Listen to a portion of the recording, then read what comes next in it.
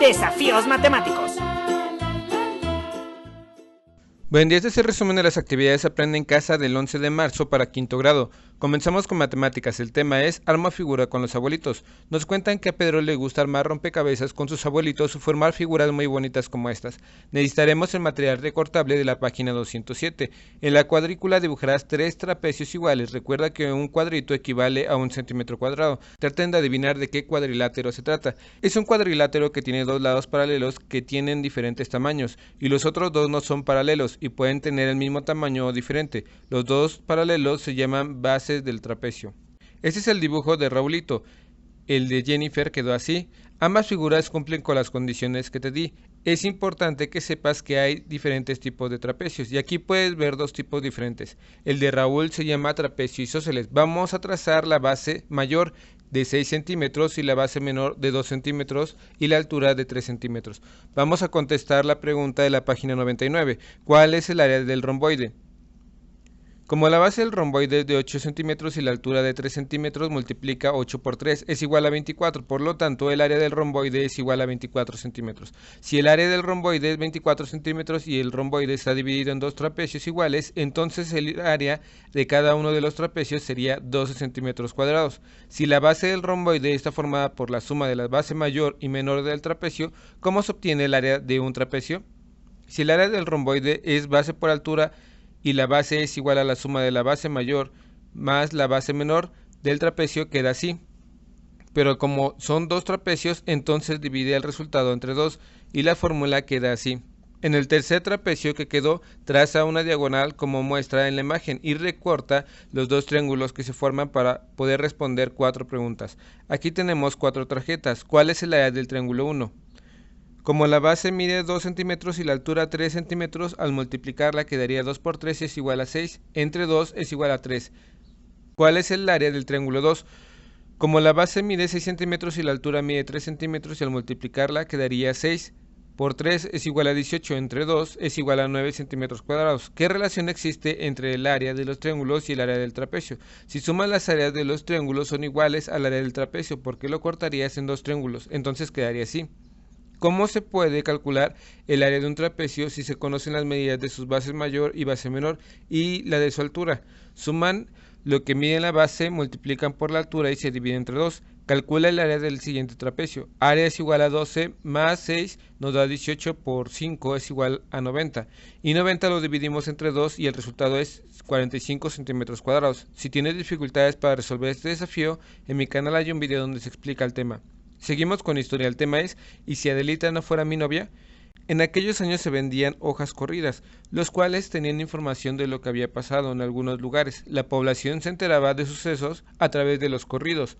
En ese entonces se escribían los corridos para informar las noticias y también para relatar la biografía de personajes importantes o la historia de sucesos relevantes sobre la Revolución Mexicana.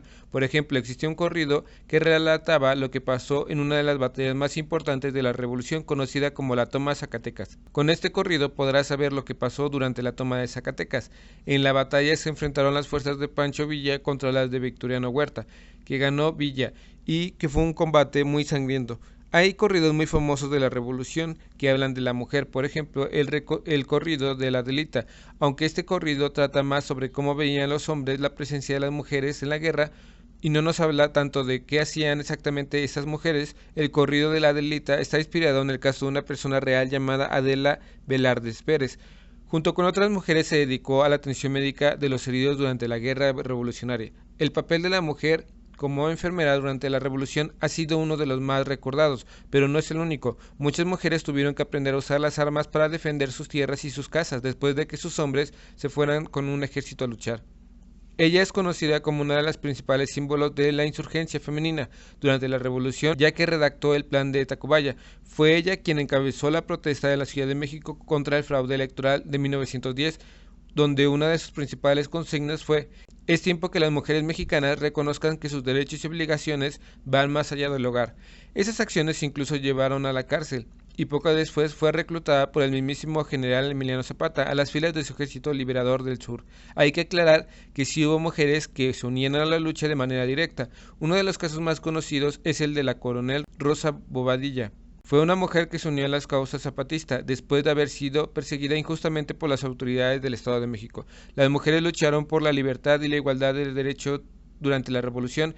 Es importante que recuerdes la memoria de estas mujeres que han sido olvidadas, pues sin ellas no podemos entender realmente ningún proceso histórico. En el caso de la Revolución Mexicana importa recordarlas porque ellas dieron voz a una demanda social más importante del movimiento revolucionario, la búsqueda de la igualdad y el reconocimiento de los derechos civiles. El reto de hoy es el siguiente: consulta otros libros, comenta el tema con tu familia e investiga más sobre otras mujeres revolucionarias. Aquí te doy algunos ejemplos de algunas: Ana Belén Gutiérrez de Mendoza, Sara Estela Ramírez, Elena Arizmendi Mejía y Amelia Robles Ávila.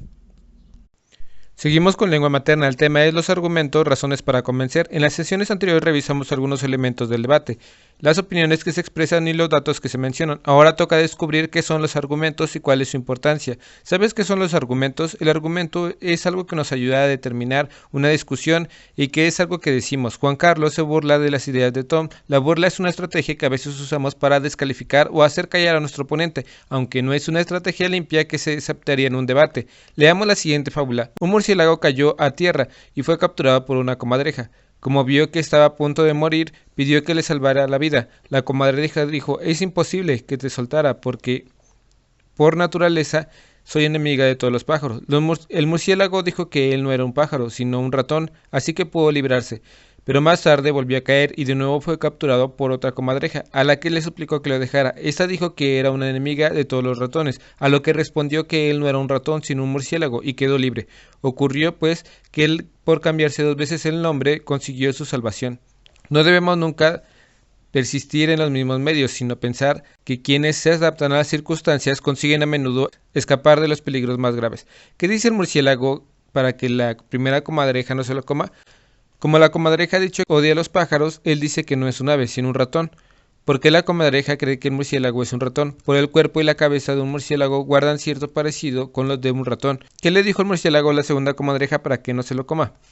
Le dice que no es un ratón, sino un murciélago. ¿Por qué creyó la comadreja que no era un ratón, sino un murciélago? La comadreja pudo ver que un murciélago tiene alas, mientras que el ratón no las tiene. Pues fíjate bien que lo que hace el murciélago en la fábula para convencer a la comadreja, primero le dice una idea que es distinta a la que ella piensa. Sabe que su propia apariencia física servirá como prueba o evidencia de lo que dice. Ahora veamos la fábula del lobo y el cordero. Sediento un cordero se encontraba cerca del agua. Un lobo hambriento llegó. ¿Cómo te atreves a enturbiar el agua? No es eso, majestad. A 20 pasos no se enturbia su amada bebida. El lobo le dice que se lo comerá como castigo porque el tierno cordero lo ha ofendido y se lo comió. La ley que cuenta es la ley del más fuerte. El argumento es una justificación para que otros lo consideren válido. Veamos el siguiente video. Habla de las controversias que se refiere si es más importante la economía y el desarrollo industrial o el cuidado de la naturaleza.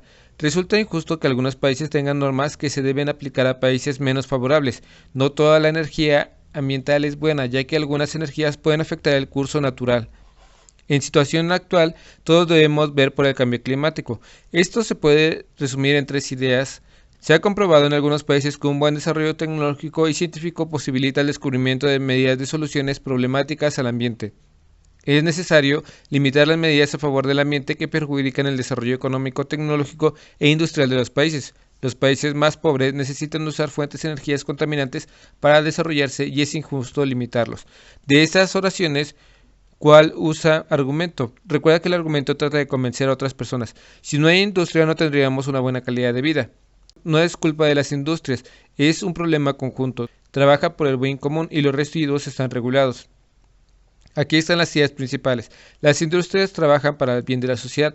Afirman que los cambios en el ambiente no se debían a la industrialización, sino a otros factores. Esta idea son argumentos para apoyar las ideas principales de antes. Presentan argumentos para sostener el punto de vista en una discusión, especialmente en un debate. Esa es la manera más razonable de convencer a un interlocutor de que nuestras ideas son las mejores. El reto de hoy es el siguiente: consulta otros libros y comenta con tu familia y haz un debate con ellos sobre el tema que más te guste.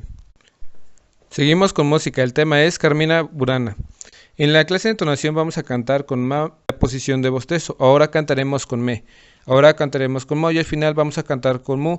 Ahora recordemos las 7 nombres de la escala: do, re, mi, fa, sol, la, si, do. y do, si, la, sol, fa, mi, re, do. Todos los instrumentos tienen estas 7 notas musicales y cada uno suena distinto. Recordemos una pregunta que le hicimos a Shari. Para que suene un violín necesitas frotar las cuerdas para que produzcan el sonido.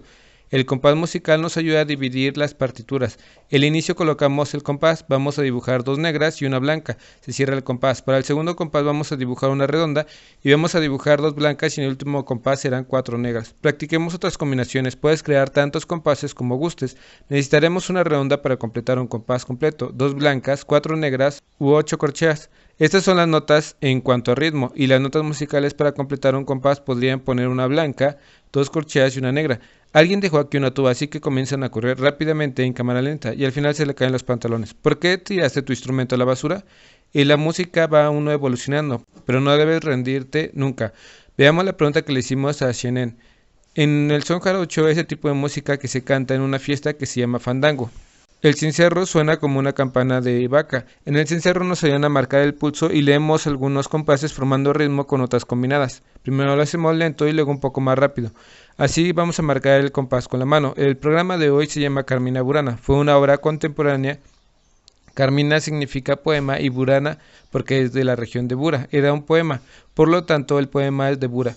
En estos poemas se compuso Carmina Burana. Esta obra fue todo un éxito. En el futuro fue utilizada por Hitler, quien lo tomó como un estandarte para animar a la gente a la guerra. Esta obra dura como 1 hora. Espero que este video te ayude un poco. Si conoces a alguien que le pueda ayudar este video, comparte. Dale like y suscríbete. Saludos.